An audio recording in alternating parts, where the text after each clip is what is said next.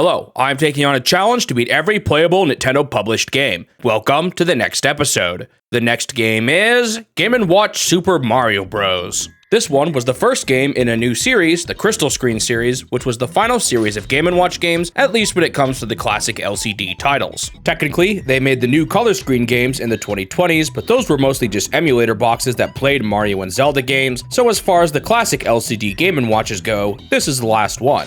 Now, that doesn't mean we're done yet. The Game & Watch doesn't actually end with the Crystal Screen game, as they return to the multi-screen and new widescreen for a few more titles after this. So, what makes the Crystal Screen special? Well, other than the fact that each game is sort of based on an NES title, although Climber's relationship to Ice Climber is a bit more dubious, the big new feature was that each game didn't have backgrounds at all. In fact, the background was completely transparent. I believe the idea behind this series was that you could just make the background whatever you want by placing an image behind your Game & Watch, and I guess you just had to hold it in place while you played. I'll let you decide if you think this is genius, or just a lazy excuse to not have to design backgrounds. I've heard some people claim that these were considered to be more of a luxury Game & Watch series, and that they were more expensive than the typical units, but it's hard to find any concrete information on the actual pricing of them. I'm sure it's nothing compared to the cost of these things now though, as their rarity has made them quite expensive to get a hold of. As with many of the other recent Game & Watch series, it doesn't look like this series did all that well either. They even eventually ported all three of the Crystal Screen games to the new widescreen to get more out of them, but I'll talk more about those when I reach that point in the challenge. However, on the topic of sales, I've recently found more information related to this, so I want to take a deeper dive into the sales of the Game & Watch as a whole. In general, I've avoided giving specific numbers on these games since Nintendo themselves didn't actually give a whole lot of information on the sales other than in a handful of situations. For example, we know the sales of Game & Watch Donkey Kong and the total combined sales of all the Game & Watches as a whole, which are both numbers I've mentioned before. Now, I have tried to find these numbers in the past. While doing research for some of my previous Game & Watch videos, I did find a list of individual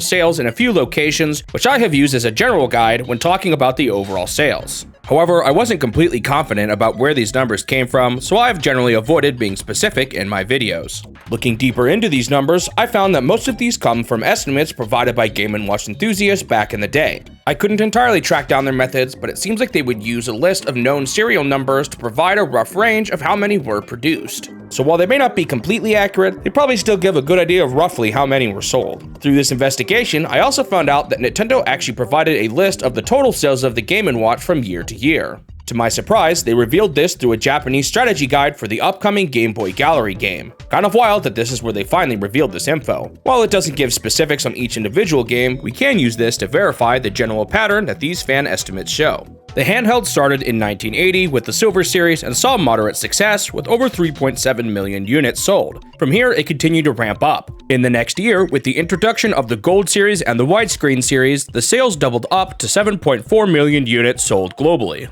In 1982, the Game & Watch peaked with the multi-screen, selling over 10 million units in a single year. This was also the year of Game & Watch Donkey Kong, which was the single most successful Game & Watch title they made. After this, the handheld started to see a slowdown, although 1983 was still pretty good overall, with 8.2 million units sold. However, this was the year when the new widescreen, tabletop, and panorama series were all introduced, and the multi-screen series was still getting a ton of releases at this time too. While the sales here are still respectable, a lot of the individual sales weren't as great, as this was the year with the highest amount of Game & Watch units released. A drop in sales despite an increase in output was the beginning of the downward trend for these handhelds. An interesting thing of note about this though, is that the handhelds were still doing pretty good in the US, and it was the Japanese market where they first started to decline.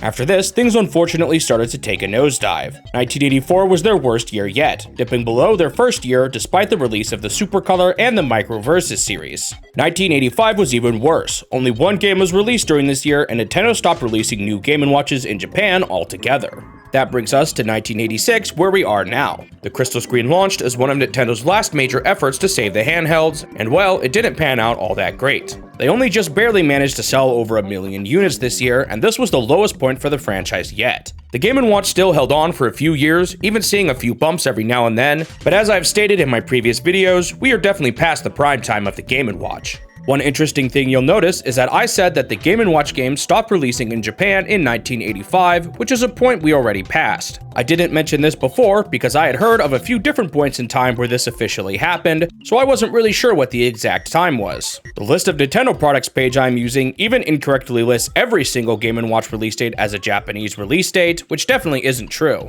However, looking back at this strategy guide, on the page right before this, we can find that information here too. The guide provides a complete list of every game that never released in Japan. Of all the games I've played so far, Rain Shower, Popeye, the new widescreen version of Manhole, Lifeboat, Tropical Fish, and Squish were all not released in Japan. I think what confused me in the past is that for some reason there was a chunk of games in 1983 that didn't release in Japan, but there were still more games released in Japan afterwards. Blackjack was the official final Game & Watch Japan received, so everything from here on out is exclusive to the West. Does that mean that Game & Watch Super Mario Bros. Didn't release in Japan too?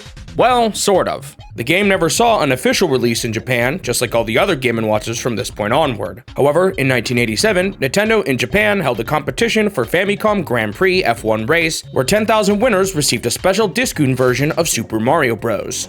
Wow, kinda crazy that only 10,000 people in Japan got to own this game. Alright, with all of that out of the way, let's finally take a look at my time with the game. Right when you boot up this one, a jingle plays the first few notes of the Super Mario Bros. Main theme.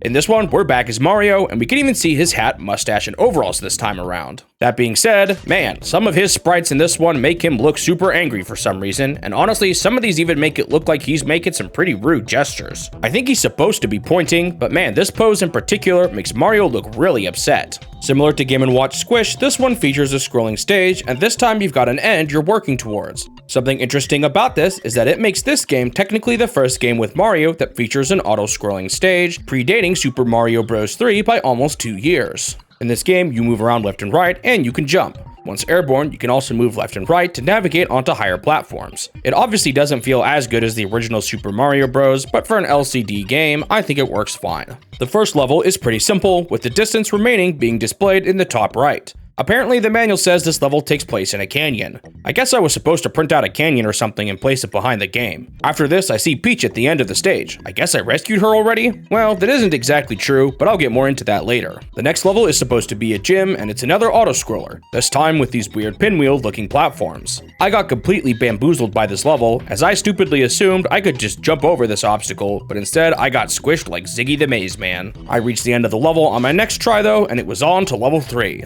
This one is simply referred to as Burning Room by the manual, and I didn't realize it at first, but the platforms that move around in a circle like this are supposed to be fire bars. It would be nice if these actually looked different than the typical platforms, but this is essentially due to the limitations of how LCD games work, so I'm not too sure if there was much else they could do. When I first got here, I wasn't really paying attention, and I walked right under the fire bar and got scorched. Great, only one life left already. Single screen levels like this give you a time limit. They also play the underground theme from Super Mario Bros.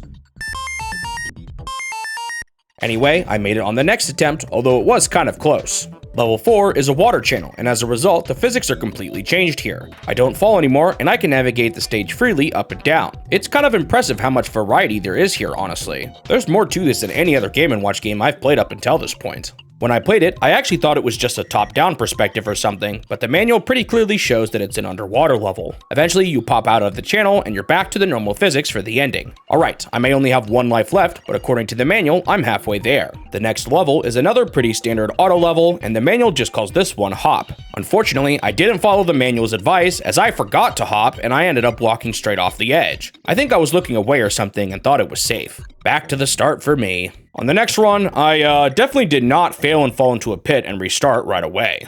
While I did do better next time, I still lost a life to the gym level. Sometimes if you press the jump button right when the screen transitions, you won't actually jump, which is what happened here. You've basically just got to be careful with your timing in this one. I'm not really sure what triggered it, but for some reason, a mushroom spawned in on this level, and I got my third life back. Nice. I started doing pretty good after this, and I got all the way through the hop stage with all my lives still remaining. Next up was another single room level, and this one was called Beam. It's basically a challenge with a bunch of moving platforms. The physics of this one could make it a bit tricky to time everything right when it comes to the moving platforms, but I made it on my first try, and I even skipped over the top platform entirely.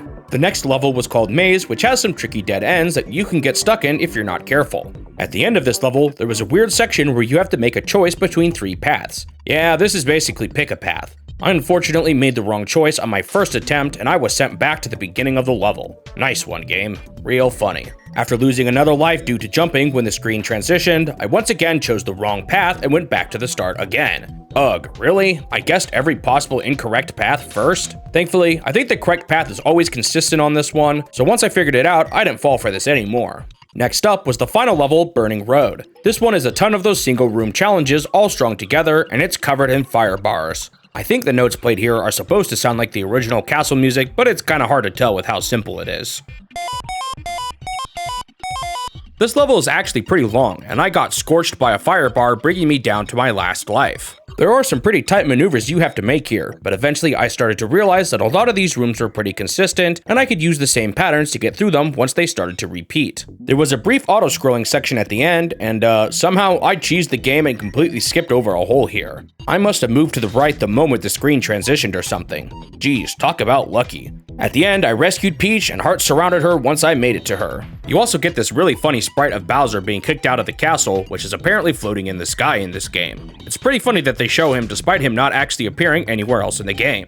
With that, I got another life and I finished a full loop. The game sent me back to the beginning, and while I was happy with it at this point, I wanted to see how far I could go. In Loop 2, they added a new obstacle that threatens you on the auto-scrolling stages, bullet bills. Basically, these things fly by and you need to avoid them. I wasn't exactly sure how the collision with these things worked considering that this is an LCD game, so I generally stayed pretty far away from them, although that did occasionally put me in some pretty tricky spots. During this loop, I found another mushroom and I even got to 1000 points, which gave me another extra life, bringing me above the starting amount of lives. I did end up losing 2 of them later on though, as I fell into a pit on the beam level and I got scorched again in the final level. In the end, I did manage to beat Loop 2, and in Loop 3, we can see one final type of obstacle get added, Lakitus. These guys occasionally fly by and drop hammers at you, and once again, due to the nature of these games, it was kind of hard to tell where exactly I would get hit by them. I kind of got wrecked by the Lakitus, and I lost the remainder of my lives in Loop 3. At this point, I was satisfied with rescuing Peach at least once though, so with that, my time with Game & Watch Super Mario Bros. Was complete.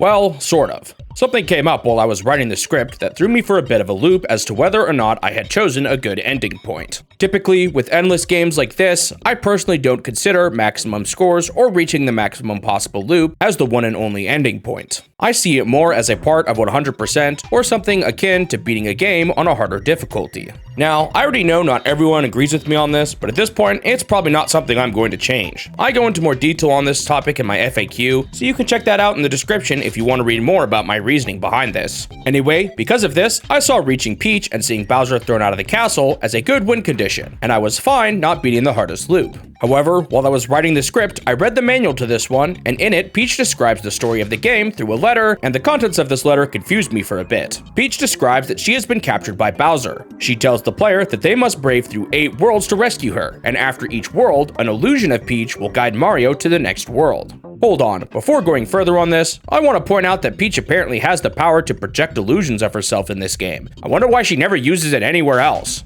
Anyway, when I first read this, I thought she was saying that the Peach you rescue at the end of each loop is an illusion, and you won't save the real Peach until you beat the final loop. Because of this, I decided that I wanted to play the game again and rescue the real Princess Peach. I even booted the game up on stream ready to give it another go. However, after clearing the first level for a second time, something hit me. The illusions Peach was referring to in the manual are the Peaches you see after each individual level. You see, the language in the manual is a bit confusing. Looking deeper into the manual, you'll realize that the game refers to each individual level as an entire world and not as levels. Looking carefully back at the letter from Peach, her plea is only for you to complete each world, not each loop. This means that the Peach you see at the end of each loop is in fact the real Peach, and reaching the max loop wasn't necessary to the story at all. At this point, that means that reaching the max loop was essentially the same thing as reaching the max score in the other Game & Watch games, which I've already been seeing as part of 100% and not a requirement for the challenge. Again, I know not everyone will agree with this, but for now, it's the most consistent with how I've done everything up until this point. Maybe one of these days I'll do a sub-series on maxing out all the Game & Watches or something.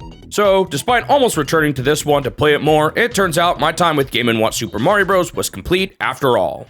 On to the review. I think this one is actually one of my favorite Game & Watch titles. There's just quite a bit of stage variety to this game, and it's kind of impressive how much there actually is to it. Some people probably won't like it shift away from being strictly a high score chaser, but I guess I'm just a sucker for playing games with unique levels. That all being said, there were still some aspects I didn't totally like. The way the physics work with the auto-scrolling doesn't always feel great. This may have just been a limitation of the hardware, but it hurt my overall experience nonetheless. Additionally, some of the levels drag on for a bit too long, and the auto-scrolling nature can make some of the levels feel pretty slow, especially on replays. Despite it being one of my favorites, it just wasn't enough to bump it above my typical Game & Watch score, which means I still ended up giving this one a 6 out of 10. Thanks for watching the video. If you want to see more of these in the future, make sure you subscribe to the channel so that you won't miss out on the next one. Also leave a like if you enjoyed it, since it will help the channel grow and motivate me to continue this series. I hope I will see you in the next step of my quest to beat every Nintendo game.